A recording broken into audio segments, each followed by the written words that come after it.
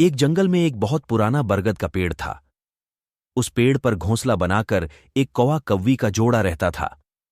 उसी पेड़ के खोखले तने में कहीं से आकर एक दुष्ट सर्प रहने लगा। हर वर्ष मौसम आने पर कौवी घोंसले में अंडे देती और दुष्ट सर्प मौका पाकर उनके घोंसले में जाकर अंडे खा जाता। एक बार जब कौवा और कौवी जल्दी भोजन पाकर शीघ्र ही लौट आए तो उन्होंने उस दुष्ट सर्प को अपने घोंसले में रखे अंडों पर झपटते देखा। अंडे खाकर सर्प चला गया। कौवे ने कौवी को ढाढ़स बंधाया, प्रिय, हिम्मत रखो, अब हमें शत्रु का पता चल गया है, कुछ उपाय भी सोच लेंगे। कौवे ने काफी सोचा विचारा और पहले वाले घोंसले को छोड़ उसे काफी ऊपर टहनी पर घोंसला बनाया और कौवी से कहा, यहां हमारे अंडे सुरक्षित रहेंगे। हमारा घोंसला पेड़ की चोटी के किनारे निकट है और ऊपर आसमान में चील मंडराती रहती है। चील सांप की बैरी है। दुष्ट सर्प यहां तक आने का साहस नहीं कर पाएगा। कौवे की बात मानकर कौवी ने नए घोंसले में अंडे दिए, जिसमें अंडे सुरक्षित रहे और उनमें से बच्चे भी निकल आए। उधर सर्प उनका घोंसला खाली देखकर यह समझा कि उसके डर से कौवा कौवी शायद वहां से चले गए हैं, पर दुष्ट सर्प टोह लेता रहता था। उसने देखा कि कौवा कौवी उसी पेड़ से उड़ते हैं और लौटते भी वहीं हैं। उसे यह समझते देर नहीं लगी कि उन्होंने नया घोंसला उसी पेड़ पर ऊपर बना रखा है।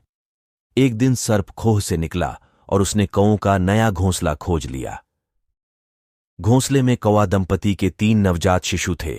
दुष्ट सर्प उन्हें एक एक करके घपाघप निगल गया और अपने खोह में लौटकर डकारें लेने लगा। कौवा और कौवी लौटे तो घोंसला खाली पाकर सन्न रह गए।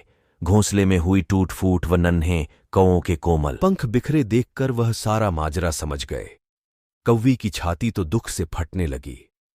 कौवी बिलख उठी, तो क्या हर वर्ष मेरे बच्चे सांप का भोजन बनते रहेंगे? कौवा बोला, नहीं, यह माना कि हमारे सामने विकट समस्या है, पर यहां से भागना ही उसका हल नहीं है। विपत्ति के समय ही मित्र काम आते हैं। हमें लोमड़ी मित्र से सलाह लेनी चाहिए। दोनों तुरंत ही लोमड़ी के पास गए। लोमड़ी ने अपने मित्रों की दुख भरी कहानी सुनी। उसने कौवा तथा कौवी के आंसू पोंछे। लोमड़ी ने काफी सोचने के बाद कहा, मित्रों, तुम्हें वह पेड़ छोड़कर जाने की जरूरत नहीं है। मेरे दिमाग में एक तरकीब है जिससे उस दुष्ट सर्प से छुटकारा पाया जा सकता है। लोमड़ी ने अपने चतुर दिमाग में आई तरकीब बताई।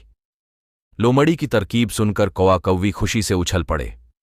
उन्होंने लोमड़ी को धन्यवाद दिया और अपने घर लौट आए। अगले ही दिन योजना अमल में लानी थी। उसी वन में बहुत बड़ा सरोवर था। उसमें कमल और नरगिस के फूल खिले रहते थे।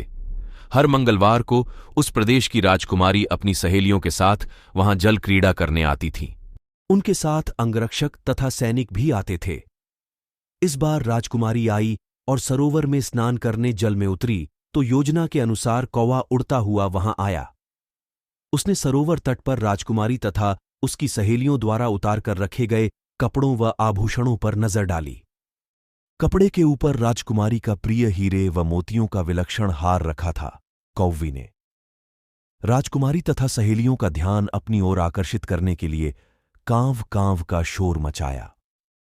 जब सबकी नजर उसकी ओर घूमी तो कौवा राजकुमारी का हार चोंच में दबाकर ऊपर उड़ गया। सभी सहेलियां चीखी, देखो देखो, वह राजकुमारी का हार उठाकर ले जा रहा है। सैनिकों ने ऊपर देखा तो सचमुच एक कौवा हार लेकर धीरे धीरे उड़ता जा रहा था।